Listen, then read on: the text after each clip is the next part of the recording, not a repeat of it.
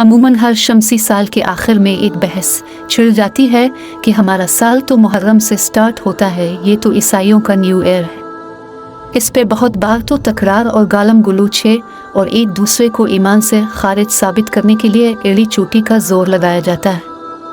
ये सब क्या है? भला सूरज और चांद दोनों को ही अल्लाह पाक ने बनाया, फिर ये झगड़ा क्यों? दोनों के शुरू पे कोई एहतमाम करना साबित नहीं तो बहस किस चीज़ पे है? हम उन चीज़ों पे फोकस क्यों नहीं करते जो वाक़यातन काबिल तवज्जो हैं, जिन पे बात करके हमें दीनी दुनियावी कोई फ़ायदा हासिल हो सकता है। लिहाजा साल शमसी हो या कमरी, हमें अपना काम करना है, अपने मकसद पे फोकस रखना है कि हर गुजरते लम्हे के साथ हमारी ज़िंदगी कम होती जा रही है।